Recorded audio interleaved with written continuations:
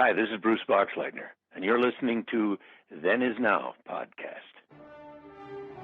Terrificon, Connecticut's #1 Comic-Con, is back at Mohegan Sun on July 30th to August 1st.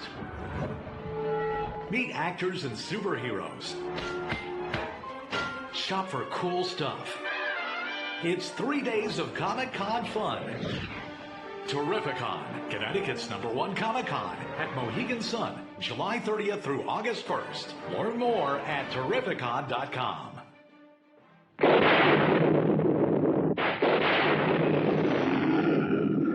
What kind of a sick school is this? Uh-oh, Dongo!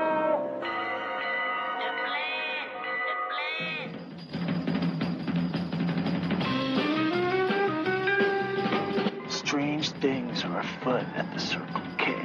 You're going to need a bigger boat. Surely you can't be serious. I am serious, and don't call me Shirley. You got spunk. I hate spunk. Danger, Will Robinson. Danger. Oh, righty then. How you doing? Back off, man. I'm a scientist. Don't make me angry. You wouldn't like me when I'm angry. Say hello to my little friend. I love the smell of napalm in the morning. What are you people? On dope? Stop whining. I got a crap on deck that can choke a donkey. Who is your daddy? I'm sorry, but all questions must be submitted in writing. I'm sorry, Dave. I'm afraid I can't do that. Can I do that? I'll be back. A dynamite! Show me the money! Don't! Up your nose with your rubber hose. A what? I'm sailing!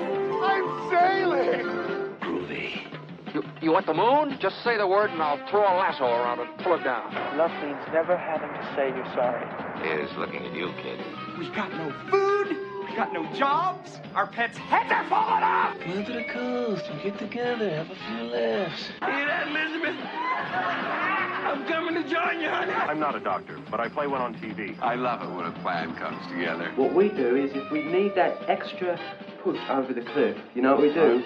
Put it up to 11. 11, exactly. One louder. Why don't you just make 10 louder and make 10 be the top number and make that a little louder? These go to 11. We're on a mission from God.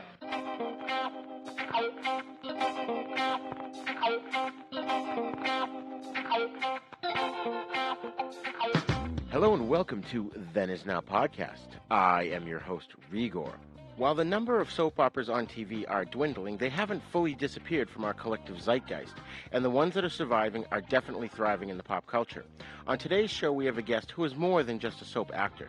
He's a writer, producer, and motivational speaker, and has dabbled in so many facets of the entertainment industry that you'll be surprised to learn what he's been up to. So sit back and get ready to learn about a cool guy, a fabulous actor, amazing speaker, and an all-around great human being. Class is in session. I have a bad feeling about this. How could I possibly be expected to handle school on a day like this? Hey, you in my class? I am today. I think you should consider transferring to shop class. Woo woo! Now, very few students are severely injured in shop class. Bueller. When you were in school, Bueller. did you ever cut class? Bueller. Yeah, I guess I did. Sure, most kids cut classes. Good. Sign this. He's sick. I get so lonely when I hear that third attendance bell ring and all my kids are not here.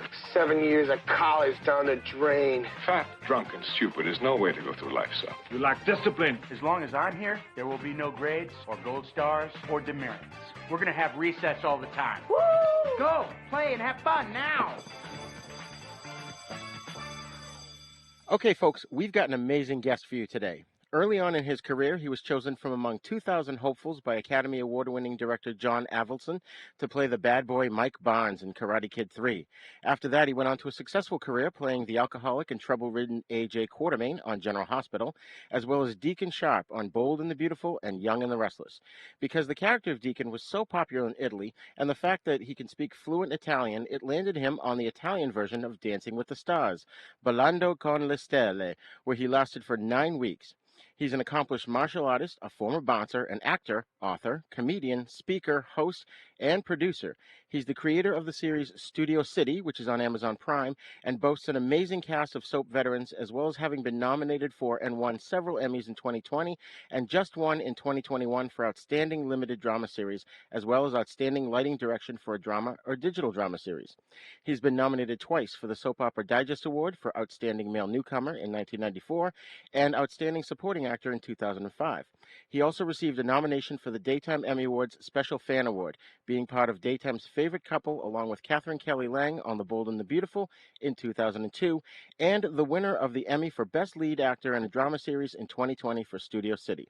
He's an advice advocate for anti-bullying with organizations such as the Anti-Defamation League, and aside from speaking Italian, he studied the French, Russian, Chinese, and Japanese languages. He's the author of The Modern Gentleman, Cooking and Entertaining with Sean Kanan, as well as Success Factor X, which was named one of the 20 best inspirational books of the last 2 decades by the Book Authority. His new book, Way of the Cobra, will teach you to release your inner badass using his battle-tested tactics and time-proven strategies. Time to wake the beast. Ladies and gentlemen, please welcome to the show Mr. Sean Kanan.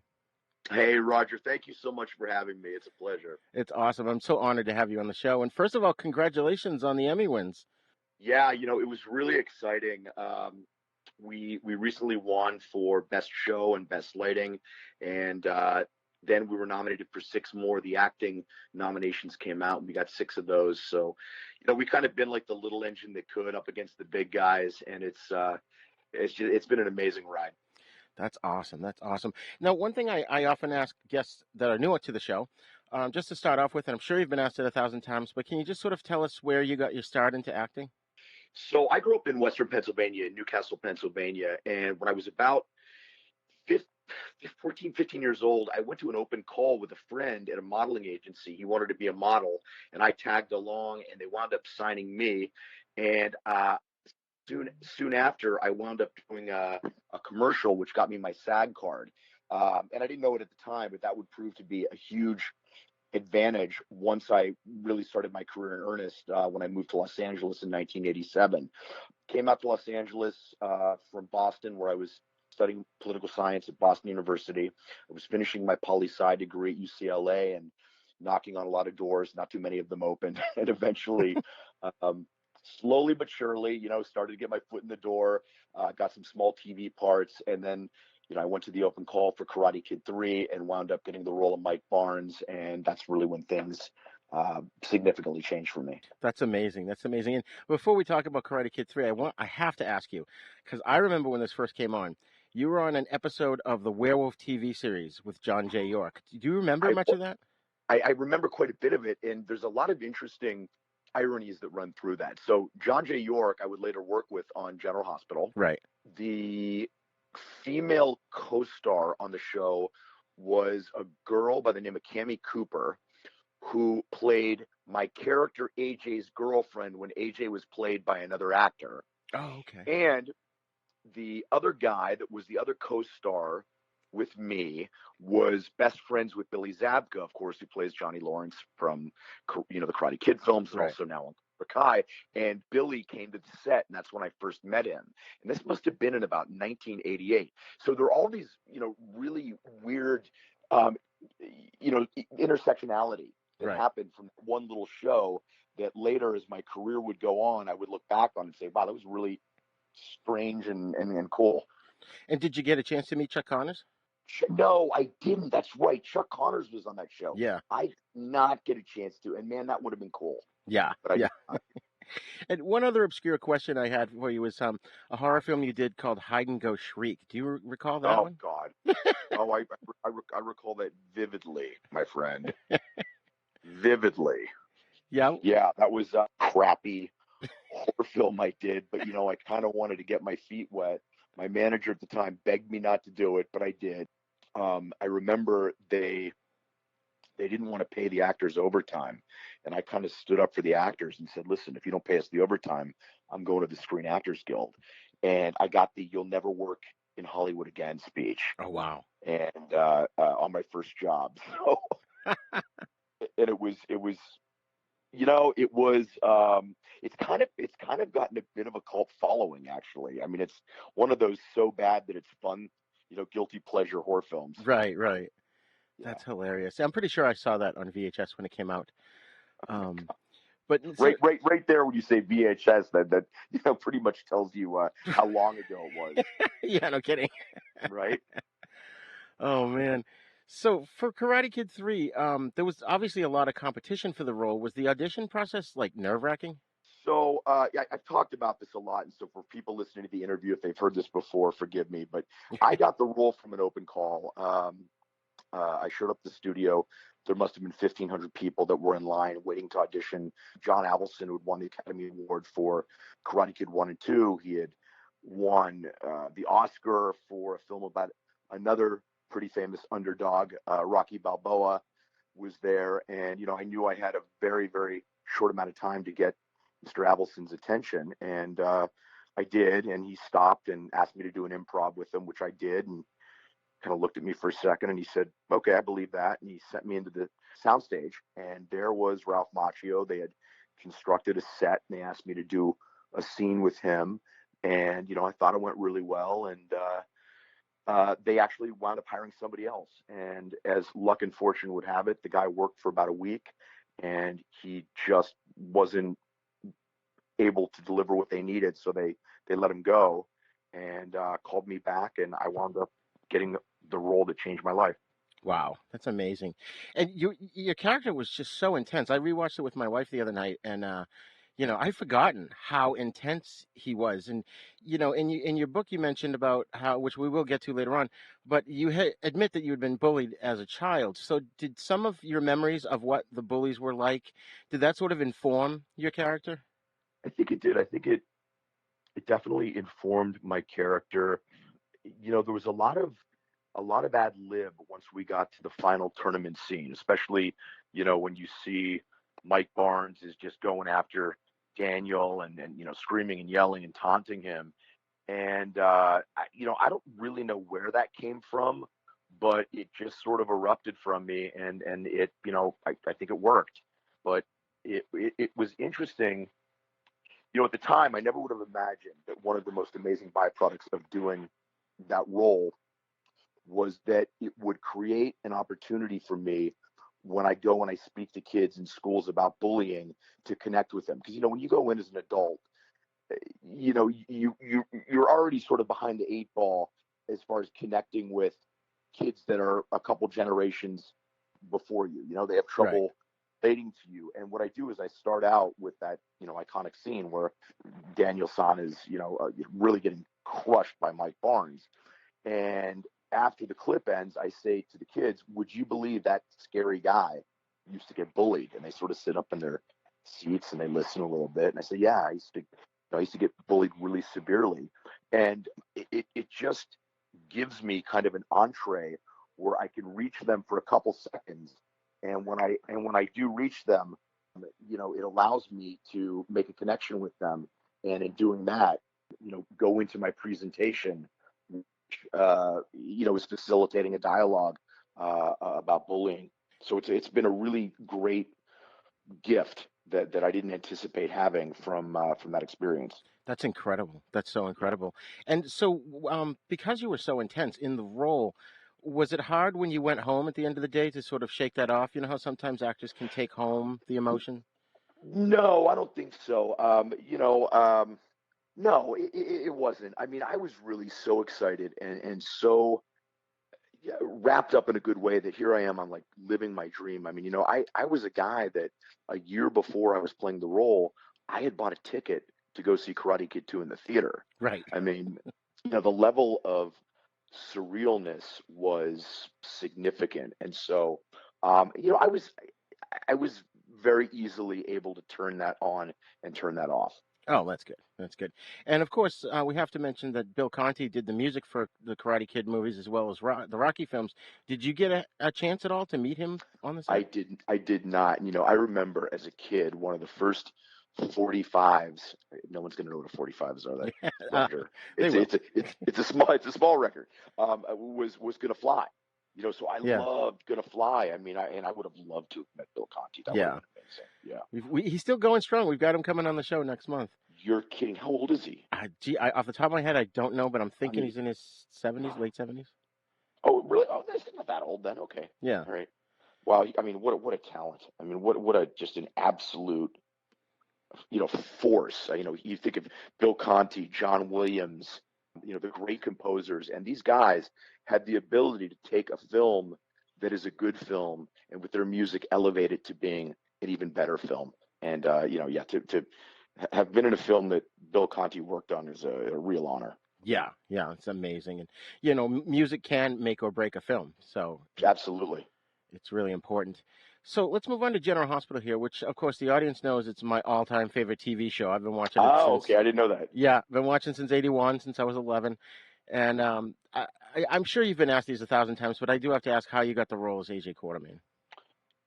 So Steve Burton and I were good friends, and when we were younger, we had a striking resemblance. I mean, we used to get confused all the time around Hollywood. I was kind of the bad kid, and he was the good one. And, Steve would go into a bar or a restaurant, and they were like, "No, you're not allowed back in here." And he would be like, "Kanan," he would know it was me. And they decided they were going to let go the actor that had been playing AJ Quartermain, and Steve said, "Listen, you got to see my cousin because we're cousins by marriage and friends." And he said, "You have to see Sean." And they brought me in, and I was the only guy at the time screen testing, and so I screen tested, and I got the role. That's awesome. And that was a really seminal role that I had the opportunity to play because you're stepping into a show that has got an amazing. At the time, I don't know, 40-year, whatever the history was. I mean, it started as a radio show, then became a black and white TV show. Yep. And so, I mean, I was stepping into something that had such a rich television history that I was very fortunate to, kind of stand on the shoulder of giants, so to speak. Oh yeah. And was Gloria Monty still producing when you came? No, she was not. It was Wendy Rich was the producer when I got there. That's what I was wondering. I always loved you as AJ because I just liked the fact that he was so flawed. He often made bad choices, right? And you could relate to him as an audience member. And go ahead. I was just gonna say, I've always been fascinated with characters that live within the nanoshades of gray emotionally. I mean, if you're playing a guy that's just a straight up good guy on a soap opera, that's really tough. Yeah. Because it's just kind of boring, and playing a bad guy is fun.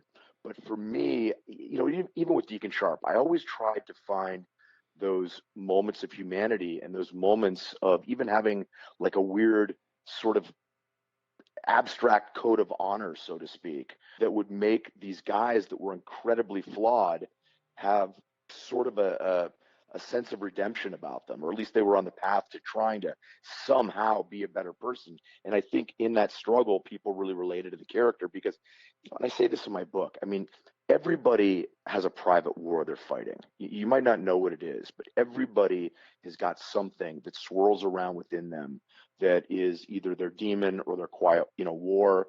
And, we were able to really see what this kid AJ's was. And I think people really, I don't know, they connected with him. Yeah. Oh, absolutely. And you were in the scene with where you jumped into the car and Jason jumped in after the convertible to try to stop you because you were drunk. Right. And, that's one of those rare scenes that it pretty much changed the canvas for the rest of the show's history. It really did, didn't it? I mean, that's, where Jason had his brain trauma and it, went from Jason Quartermain to Jason Morgan. Yeah. Yeah, it's unbelievable, and to be part of that is just amazing. Yeah, it was. Can you tell us a little bit about working with Edward Quartermain? Was it David Lewis or John Engel that you worked with? I can't be certain, but I think I worked only with John Engel. I don't think I had the opportunity. I think David had just passed away when I got on, if I'm correct. Okay. And if not, I imagine he was sick and wasn't working. I love John Engel. John Engel was a drama teacher at Hollywood High. Yeah. He had some very famous students, among them Nicolas Cage. He was an incredibly kind man. He was a journeyman actor. He really was so excited to be there. I mean, it really was a plum job. I mean, especially, for a guy that's an older guy to step into getting this really great role. And he got great story too. Right. And, Edward Quartermain was this kind of blustery, patriarch of the family. And John was a very kind, affable guy. We called him Grandpa Engel. you know, Steve Burton and I just tortured him mercilessly because we loved him so much. And, just used to love to take the piss out of him. And he had a great sense of humor. And, we used to always tease him. Like, John was so happy to be there that he was always sweet and nice and upbeat to everybody. And Steve would be like, Engel, take it easy. You got the job, right? He'd be like, oh, you two rascals, shut up. And I just loved working with them. That's awesome. That's awesome. Yeah. What can you tell us about the wonderful Anna Lee? I always loved Lila Quartermain. I mean, I knew Anna Lee to the extent that I knew her at work, and I would see her at events sometimes. And from my perception, she seemed very much like Lila Quartermain. There was something very regal about her. Yeah. There was something almost royal about her. Just that she was sort of, in a good way, above it all. That she just radiated a kindness and an elegance, and we teased her too. And you know what? She had a great sense of humor. She really did, and it was wonderful having the honor of working with her. And you're talking about somebody that was in The Sound of Music, for God's sake. Right. I mean, so it just was such an honor to work with, an actress of her caliber. And she was such a great actress because you could see her emotion in her face. Like for example, when AJ would do something that was, horrifying to the family, right, and they were all mad at him, she wasn't mad. She was disappointed, right. But you could see in her eyes that she still loved your character. Yeah. And I just think that's a strong choice to make. And she just exuded that love. And I think, again, that's, I think one of the reasons that people connect with soap operas so loyally is that they're just invested in the characters. They've got an emotional investment in these characters, and they feel like they know them. Right. And when AJ got killed off for the, I don't know, third or fourth time, right. We actually saw him go off to heaven with Edward and Lila, which generally means the character's not going to come back except as a ghost. Would you consider doing that? Would I consider what? Going back to General Hospital as a ghost? No, I don't think so. No, I really don't. I'm very fortunate right now that I've got a lot of other interesting things going on. I think that period of my career has come and gone, and I'm so appreciative for it. But I am on to other things. Right. And now, before we get into Studio City, I just want to ask you about your transition from AJ Quartermain to Deacon Sharp. Was it difficult to move to a different soap, or was it just sort of, kind of the same ball game? No, it was great. I love and loved Bold and Beautiful to this date. It was the best work experience I've ever had on television.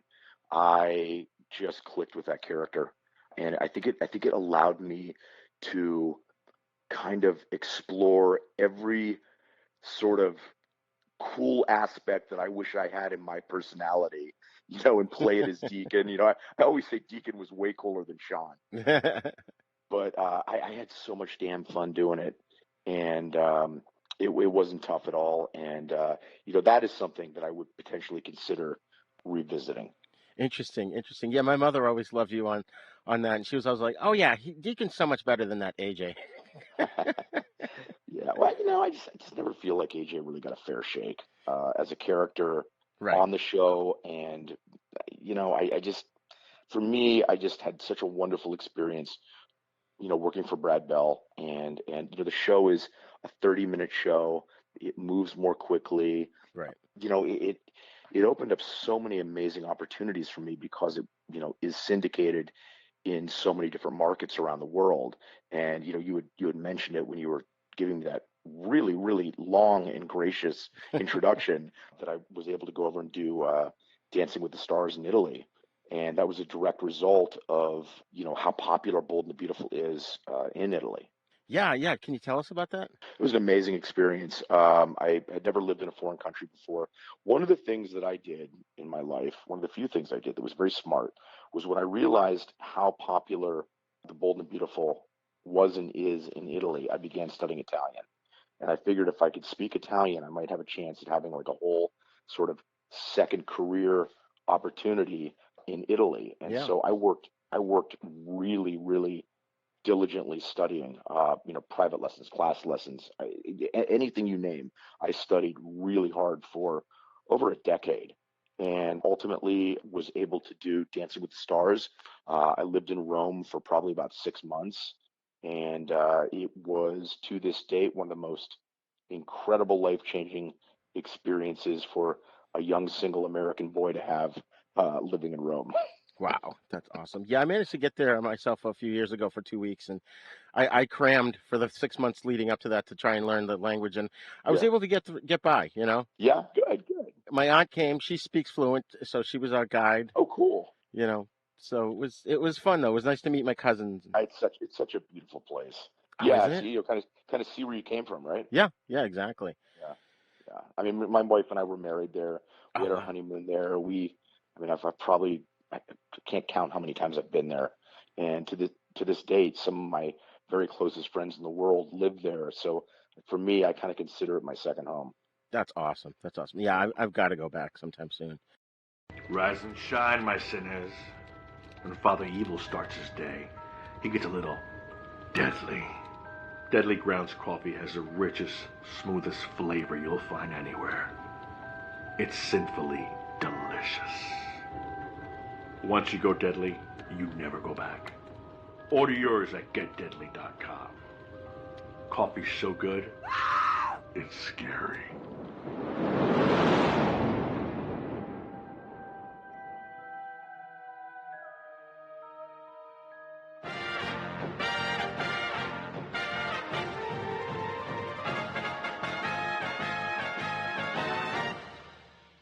Shark Bites Podcast. It's the greatest show in history. From the Dorkening Network, hosted by a nerd who's named Patsy. From movie reviews to tips on surviving the coronavirus, Shark Bites has it all. Follow us on Facebook and suggest topics at sharkbitespod@gmail.com. Available on iTunes, Stitcher, Spotify, and wherever you get your favorite podcasts. Greetings, this is Mr. Lobo. Are you a sinsomniac? Do you stay up late and watch what normal people call bad movies till dawn? Black and white low-budget potboilers, box office bombs, West German talking car movies, rock bands versus monster movies, broken down school films, midget zombie and midget spy flicks, guys in gorilla suit movies, even old TV commercials, inappropriate cartoons, drive-in snack bar ads, and worse? Well, we like to say they're not bad movies, just misunderstood. Stay up late with Miss Mittens, your host, Mr. Lobo, and a revolving door of special guests, fellow horror movie hosts, robot monsters, and lovely Real 7 girls for a late-night TV slumber party that we call Cinema Insomnia. You can watch us on channel OSI 74 for Roku. We even have some episodes on Amazon and Alpha Video DVD. You may never get a good night's sleep again.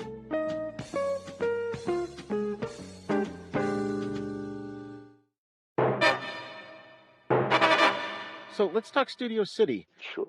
How did that come about? So Studio City is a show that I've been trying to get made for a very, very long time, under different names and in different incarnations, and through the right series of professional relationships, not the least of which is my wife Michelle, who is now an Emmy award-winning producer. We got it made, and got it on Amazon Prime, largely because of our director and showrunner Timothy Woodward Jr. Yep. And it's been a dream come true. I mean, to literally have an embryonic idea that grows into something that you're on set shooting then grows into something that's, now available for the public to see, that then grows into something that like the public actually likes, and then becomes, awarded. It's crazy. And it's been a dream come true.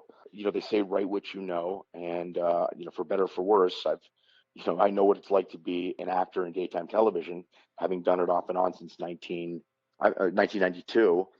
And I was always fascinated with the idea of playing a guy that ostensibly the audience might not like, because they're like, what kind of problems does he have? He's a TV star in a soap opera. But then you realize he's kind of an aging TV star. What does that come with? And he's also a very flawed guy who struggles with his demons. And he's also a guy that's got all sorts of family stuff. And he's a guy that's got all sorts of stuff at work, like everybody has. And you take this guy that you initially see and may not be able to relate to, and as the emotional layers of the onion get peeled back, I wanted the audience to be like, wow, I can really relate to this guy that I thought was going to be completely unrelatable. And it's amazing because you first of all, you cram so much into each episode in terms of themes and what happens. And the one line, though, to me that always stands out, and it recurred a couple of times in the previously on, at the beginning of each episode, where he's talking to Carolyn Hennessy's character, and he says, I was the two-time Soap Opera Fan Awards runner-up, and he was the runner-up, and that whole line tells you right there who he is and what he's struggling with. Let me remind you that for the last 2 years, I've been the Soap Opera Fan Awards runner-up, okay? America loves Dr. Pierce Hartley. I think that soap operas don't get a lot of the respect that they deserve. They're sort of like the redheaded stepchild of the entertainment industry. I agree. And I wanted to show what it's like to be a guy that is really, because this is something I can relate to. And this guy, Sam Stevens, is very close to who I am. I joke that I'm kind of like, the original Xerox copy, and he's like seven or eight Xerox copies where it's faded. He doesn't maybe have some of the life lessons I've already learned, but he's a guy that's trying to have some kind of relevance and have some kind of, I don't know, input that's meaningful in the world, emotionally with the people in his life, and not just be a guy that's sort of, shiny on TV saying lines somebody else wrote. And he's a guy that's very flawed, and he's trying to figure it out very slowly and piece by piece through hitting his head on the wall and these baptisms by fire. He's being forced to learn life lessons, and that's kind of how it's been for me. Right. And in Sam's pursuit of relevance, it gets to the point of obsession where he's focusing on his career. Like he wants to be an action star. He doesn't want to be an aging soap star, to the point though where he's not calling his newly found daughter, or he's not returning her calls. He's only at the last minute coming to grips with the fact that his father or his stepfather is having issues. So do you think he's got somewhat of a narcissist?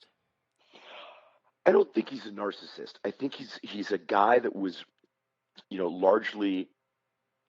largely matured in the bubble of, B- level fame. And I think that as he's matured into adulthood, he's kind of had suspended animation emotionally, because there's some things he just sort of never learned because things have been easy for him in some respects. And it's bred sort of a, I don't know, I guess a non-malicious thoughtlessness and a selfishness. And as he's becoming more connected with the people in his life, he's realizing that what he does for a living is not nearly as important as who he is as a person. And he's kind of starting to realize that he needs to mature and up his game as a human being. Right. And he's got a long way to go, but I think I have faith in young Sam. Oh, good. So do I. I'm pulling for him. Yeah, well, especially with the co-star there, that's kind of edging him off of the show, the show within the show. Yeah, it's like you're rooting for him to just get back at that guy. Exactly. Well, I mean, I think the thing is this. I think Sam's a really good actor, and I think he loves acting. I mean, I don't think he's, he doesn't want to be a hack. He doesn't want to be just some guy on a soap opera that's sort of a pretty face, albeit aging. I think he really wants to have some relevance and be respected by his peers. And I think that's a lot of what he's fighting for too. Which, when you really distill that, that's it's a it's a longing to be loved. Right. And when you really distill that further, is it important to be loved by people that don't even know you, that watch you on TV?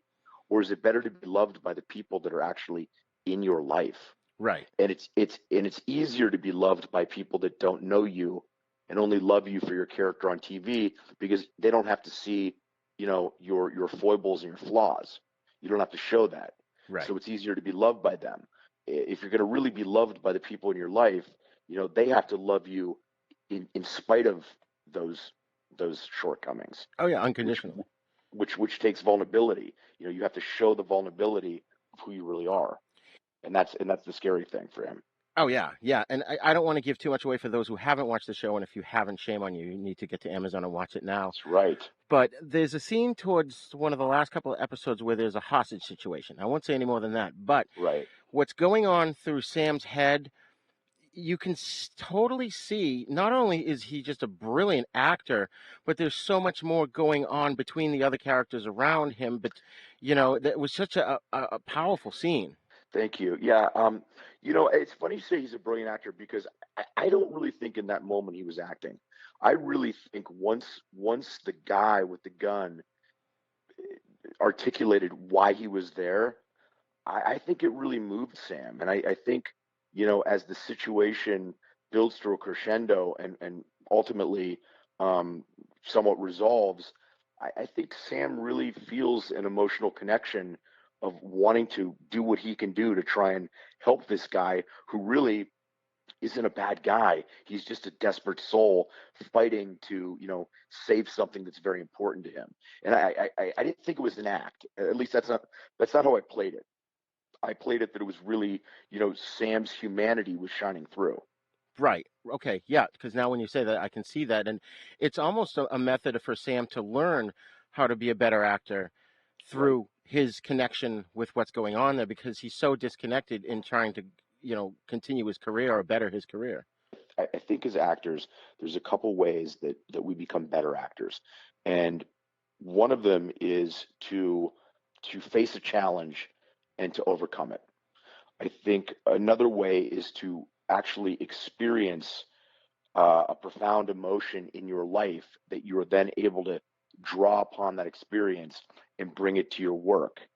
And I think, another way, which may not be relevant to this conversation, is that by expanding your world, traveling, meeting new and interesting people, experiencing new things, you deepen as a human being, which ultimately and hopefully deepens you as an actor.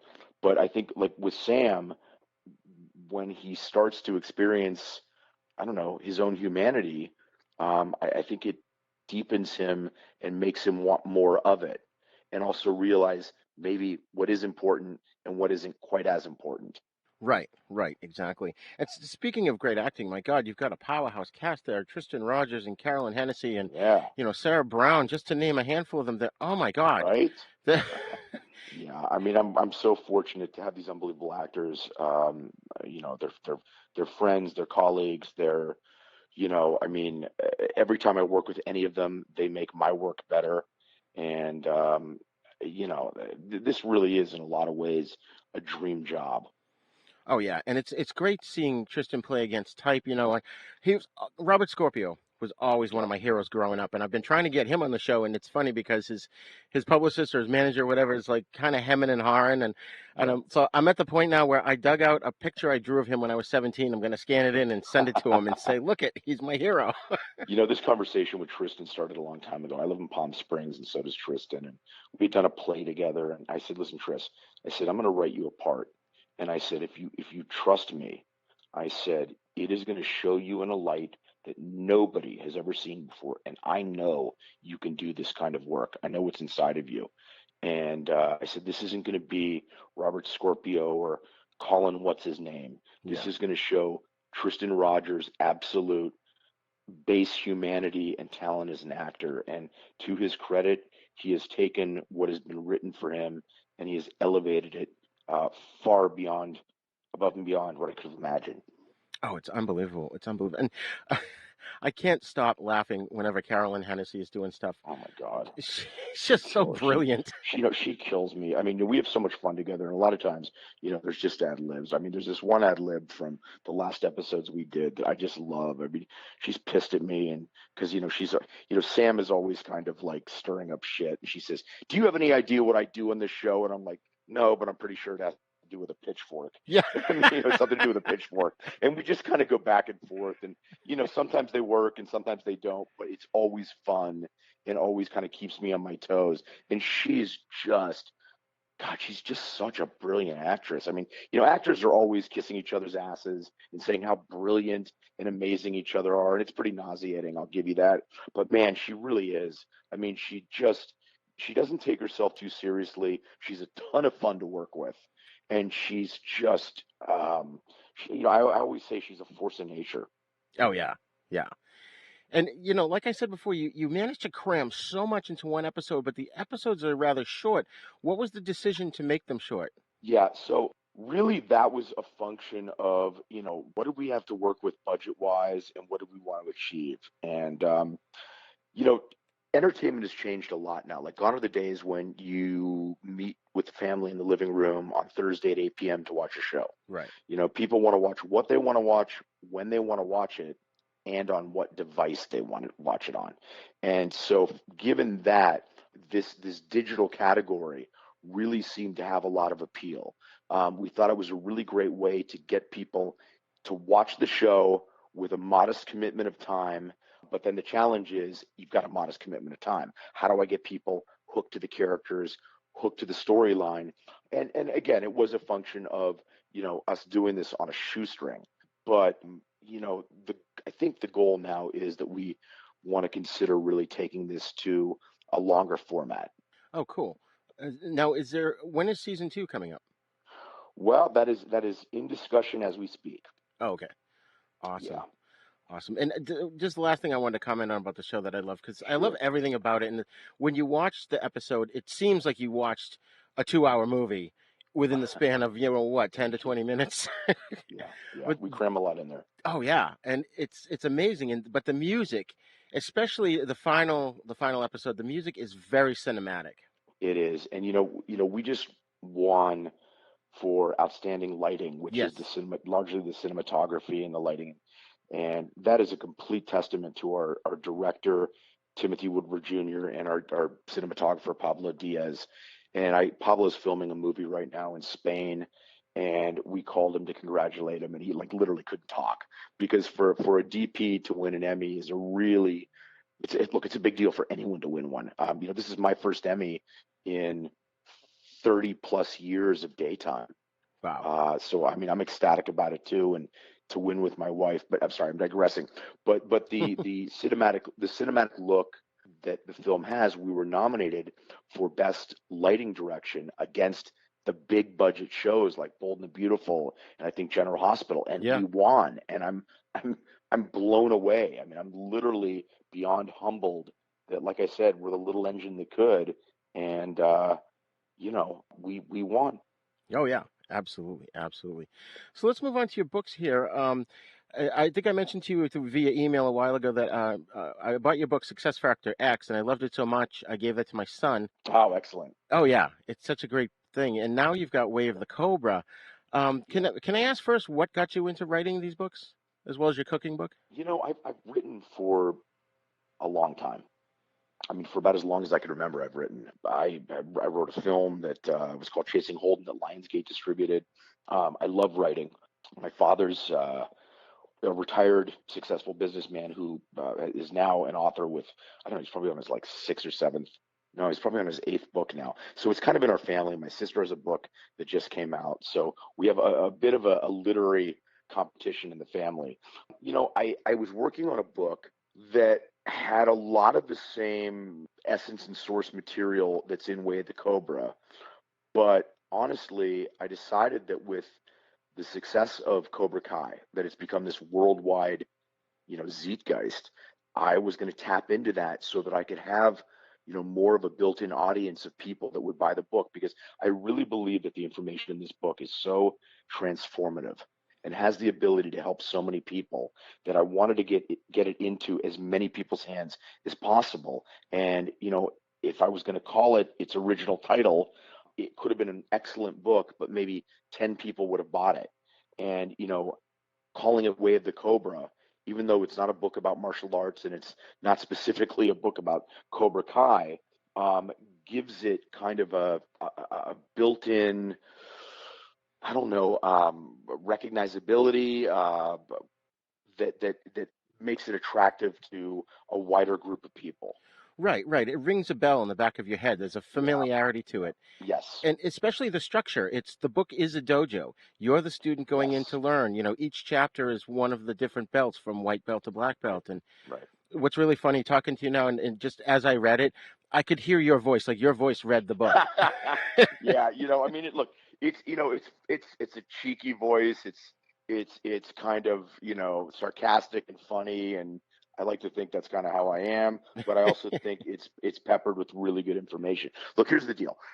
I decided that I needed to be very honest in this book. Otherwise, how is the person who's the reader going to trust me? So in order to do that, I shared some stuff that's very personal and vulnerable about myself. And then I also say in the book, look, before you think like I'm living, in a hut on the mountaintop of Timbuktu, levitating 3 feet above the ground because I'm so zenned out, I wrote this book because I've made every mistake in the book. Right. And I continue to make some. And, and it's like, I'm just another guy trying to figure it out too. But maybe by talking about it a little bit, sharing some of the things that I've learned, some of the things that have allowed me to achieve some success, I can do better myself, and I can help some other people do better. And it's just really incredible, because it's like it's stuff that people like myself deal with: lack of motivation, procrastination, getting stressed out, feeling unproductive. It's like you don't just talk about that stuff. You give the reader methods on how to deal with those things, like the inner critic. When I was reading the chapter, I'm like, how do we get rid of that inner critic? And you tell us how to do it. Yeah. I think there's a lot of stuff that we all deal with. And, one of the biggest things I talk about is the concept of story, how human beings attach stories that are generally negative to events. There's an event or circumstance hits us, and we tend to give it a binary association. It's good, it's bad, it's positive, it's negative. Well, rarely are we able to see the 30,000-foot view, meaning what might ostensibly initially seem like a negative event, in quotes, with the expansion of time proves to be very beneficial. And I talk about, I was divorced, and at the time it was absolutely and utterly crushing to me. Yeah. But had I not been divorced, it wouldn't have opened me up to eventually meet my wife, Michelle, who is my absolute soulmate, my everything. And I say, if I knew at the time that this painful experience of divorce was ultimately going to be a positive thing for me, to look at all the things I did wrong, to make some changes, and go out and be a guy that a woman like Michelle would want to be with, would I have attached such a negative story to it? Right? Right.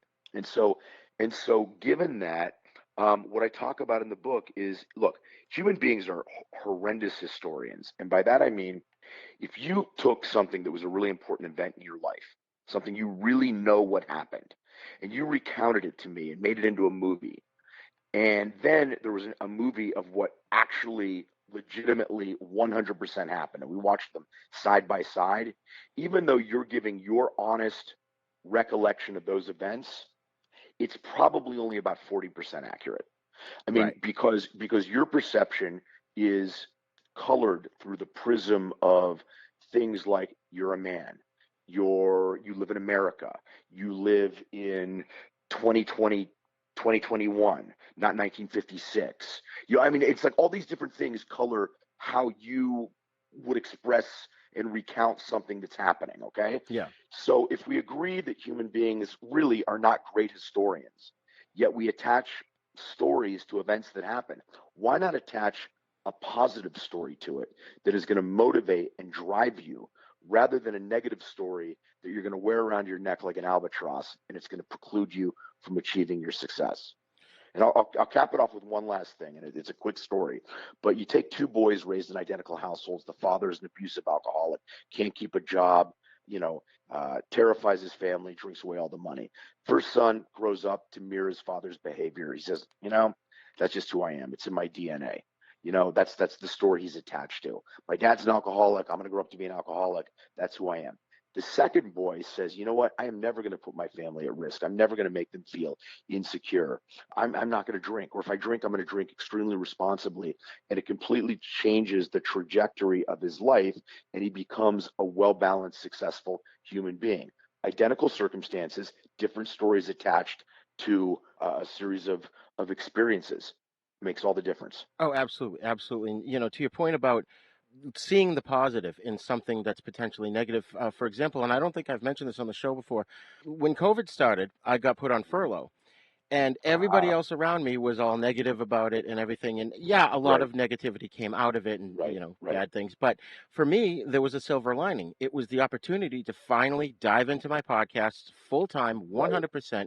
And around that time, I had heard you on an interview and you were talking about, get up an hour earlier, do this, do all these things that you've been meaning to do. And so I applied that and I did it. And then the thing I love about this book is, people always go, oh, well, there's no handbook for life. I feel that this book is the closest thing we're ever going to get to a handbook to help us get through the obstacles. One of the things I say in the book is that planet number 3, does not come with a playbook. Right. It doesn't come with an instruction book, but you're right. This is pretty damn close. And I wish somebody gave me this book at some point in my life. And that's not just, sort of tooting my own horn. There's a lot of good information in here. Some of which is original stuff I've come up with, and other is information that I've inferred and digested from some of the great minds across time and throughout the world. But I believe there are certain things that are universal truths. Jesus said, that which you reap, so shall you sow. Buddha said, the law of karma, cause and effect. It's all sort of the same thing. There's certain things that just are. And I say in the book, I think it's in the introduction, or in one of the early chapters, I say, look, a lot of what you read in this book, you already know. You've heard it before. My hope is that I'm finally going to be the messenger that's going to allow you to digest and comprehend it and take action. It's that sort of thing when you're a 16-year-old boy and you've got that dynamic with your father where you're just rebelling against anything he says. And even if your dad's giving you great information, you can't hear it because it's dad saying it. You know what I mean? And I'm kind of hoping that maybe I'm telling you something that you even heard from your father, but you couldn't really hear. And now you're ready to hear it because I'm delivering it in a different package. Exactly. And, that's one thing on this show. We always talk about pop culture of the past, cool stuff that the young generation missed out on. And we tell people to, expose them to this stuff. And I think this book is one of those things, if not the most important thing that they could do for a young person in their life is get them this book and have them read it or read it to them if you have to. Thank you so much. Yeah. And I mean, if people want to get it, it's real simple. You just go to wayofthecobra.com. Excellent. You can order it. I'll sign it for you. I'll send it out. And, one of the catchphrases is unleash your inner badass. And, everybody's got an inner badass. It may be yet undiscovered. It may be, ignored, needs to be dusted off. And that inner badass is being a Cobra. And Cobra is an acronym formed from the words character, optimization, balance, respect, and abundance. And everybody has one inside of them. And a Cobra is somebody that is living their most best authentic life and achieving the goals. Absolutely. Love it so much. So, Sean, thank you for coming on the show. Do you have any projects coming up that you want to plug? Wow. Do I have any projects coming up? I have a really cool sci-fi movie coming out in December, which is called Colonials.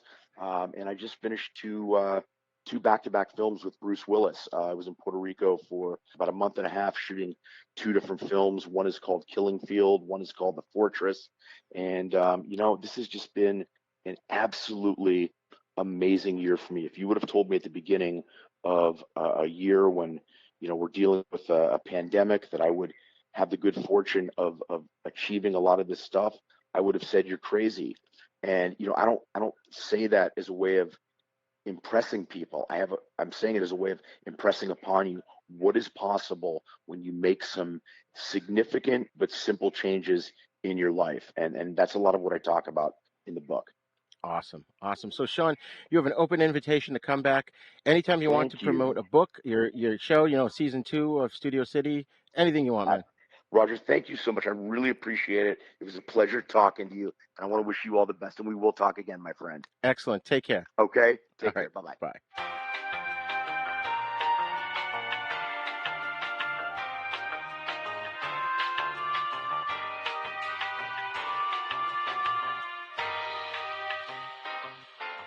Well, I hope you enjoyed my interview with the awesome Sean Kanan.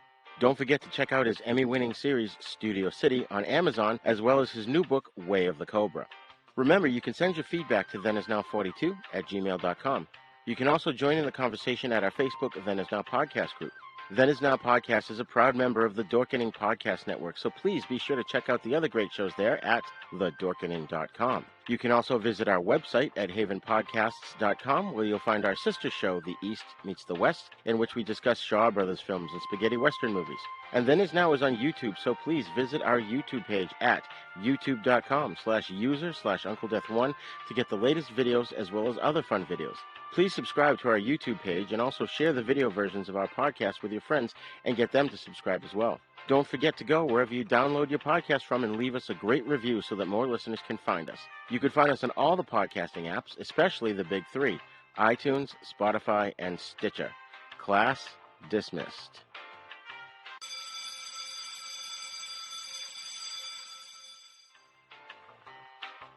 Then Is Now podcast is intended for entertainment, educational, and informational purposes only.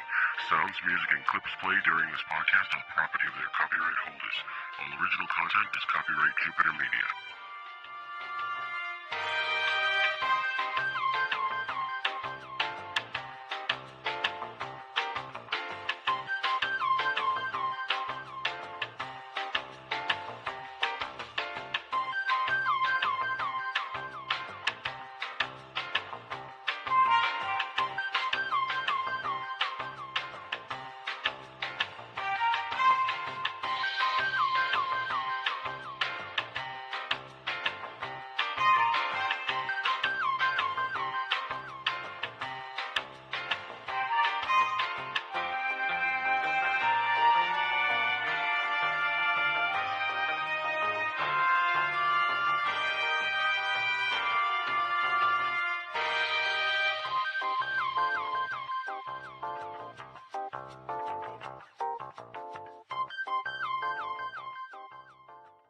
Let me remind you that for the last 2 years, I've been the Soap Opera Fan Awards runner-up, okay? America loves Dr. Pierce Hartley. For more shows like the one you just heard, check out the Dorkening Podcast Network at thedorkening.com.